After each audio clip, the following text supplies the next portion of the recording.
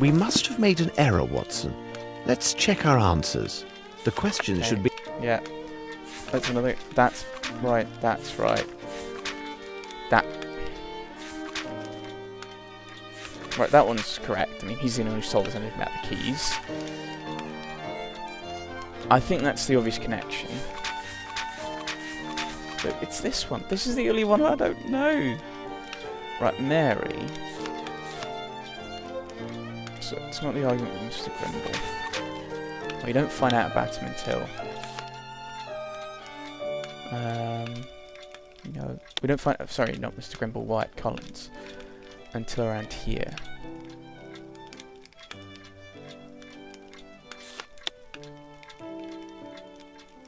We must have... The question... Okay. We must have... The question should be answered. The question should be answered yes or no, and justified by the evidence or test. We must have made. The question should be answered yes. We must have made. The question should be answered yes or no. We must have made. The question should be answered. We must have. The question should be answered yes or we must have. The question should be answered. We must have. The question should be answered yes or no, and justified by the evidence or testimony received during the investigation. Okay, right.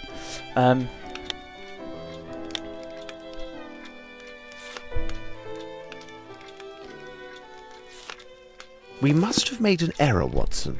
Let's check our answers. The question should be answered yes or no. I'm sure that WC is Wyatt and Collins.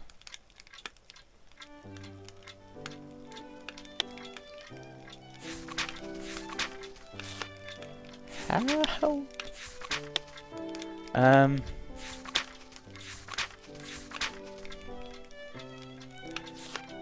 Is it then Miss Lambert I need to put in? But she doesn't say anything about. Just a few times.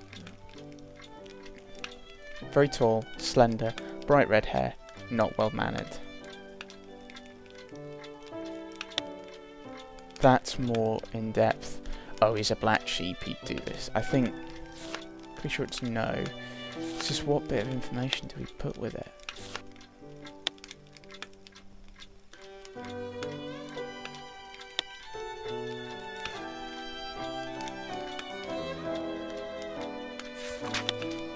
Try the letter from Caracas? We must have made... The question should be answered... We must have... The question should be answered yes or no, and justified by the evidence or...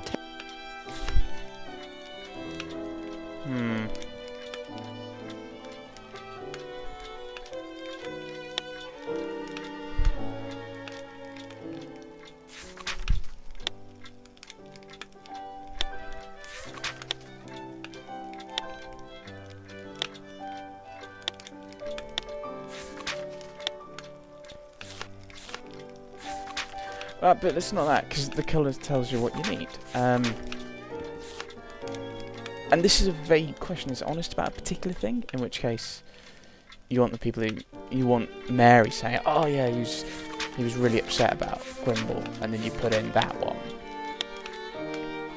We must have made an error, Watson. Let's check our answers. Or the question should be answered yes or no, and just... Or you go with... She says, you know what, he would lie and blame things on the staff. So then we've got to...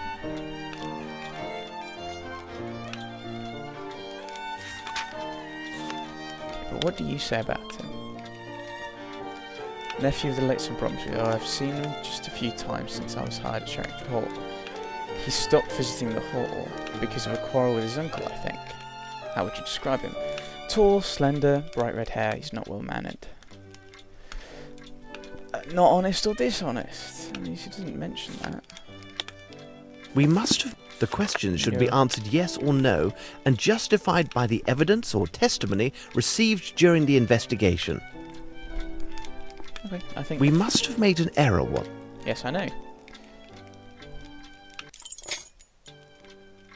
So, a walkthrough it is. Oh well. Right. The question should be answered. Yes, I know. Oh, I've got to do this again. Because crashed. Hooray! Herman Grimble only said, yes, that's from Goblet. Yes.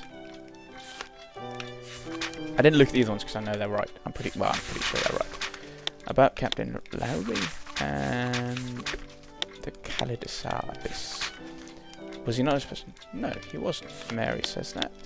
And the thing I was thinking about was the audience text, because that's Miller, Simpson, Kirby, and Collins' case. And that's why he was interested in it, because he's his friend, isn't it? Yes, he could still be the heir because of those lawyers. And he was from abroad because of the passport. It is simplicity itself, Watson. Shut up. We have answered all the questions. Someone's coming up the stairs. Good morning, Holmes. Oh, it was Watson. During this long night, I got little rest. I cannot forget the terrible face on that poor fellow we found last night. And I won't even mention those unfortunate men we encountered purely through bad luck. You say bad luck, Watson? I think not. Lestrade will have something to say about this point when he arrives. Our dear Mrs. Hudson, she must surely have risen in the middle of the night to prepare such a feast. I presume that you have your notes, Lestrade. Good. Here are mine. You seem to be somewhat tired, my dear Lestrade.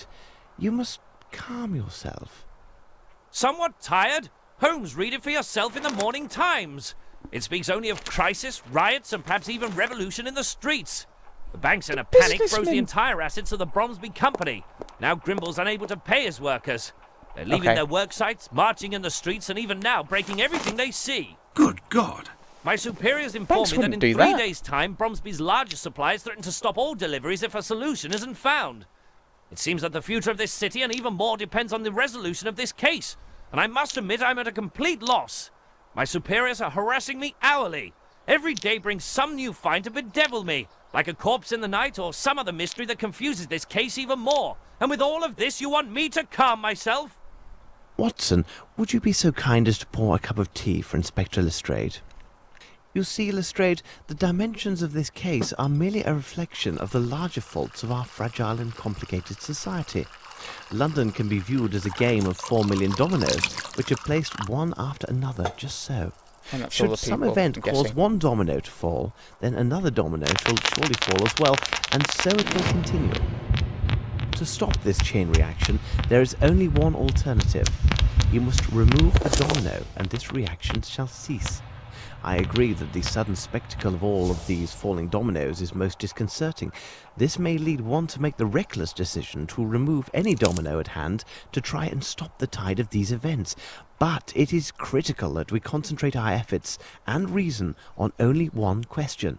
Which domino shall we take away?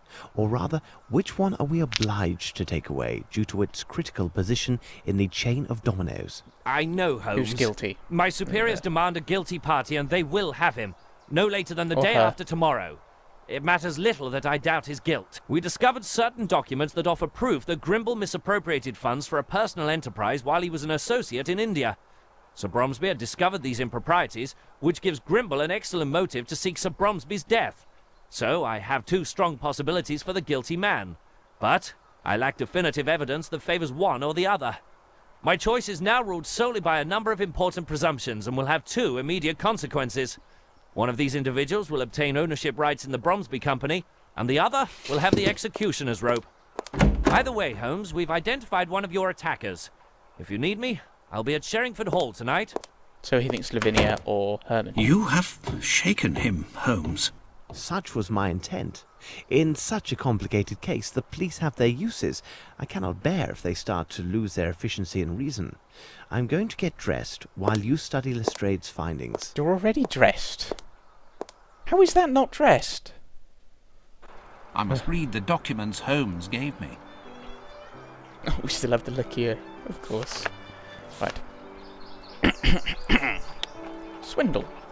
Report by Inspector Lestrade, the 17th of October 1897. I think that's today. Our auditors, who specialise in financial malfeasances, have noted certain irregularities in the books kept for Bromsby Enterprises. In specific, recurrent and increasing diversions of monies have occurred. These misappropriations are trifling amounts compared to the scale of these holdings, but nevertheless, they are still questionable acts. We suspect that the funds were appropriated by H. Grimble to benefit a small company in India, of which he is an owner, or possibly shareholder. He may have been preparing for a comfortable and happy retirement there.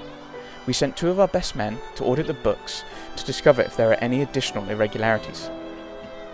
Until now, there were no results, but should our initial findings be confirmed, Mr. Grimble can say farewell to his position at Bromsby Enterprises and to any related claim to the succession.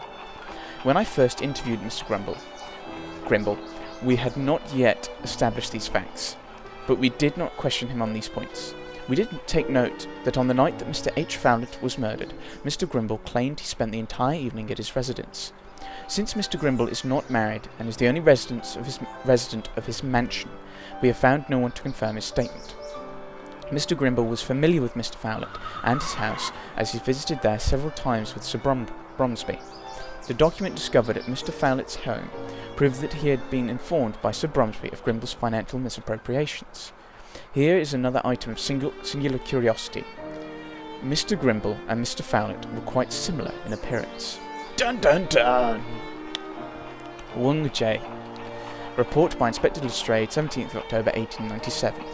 The aggressor, Asian by birth, was identified as a certain Wong J.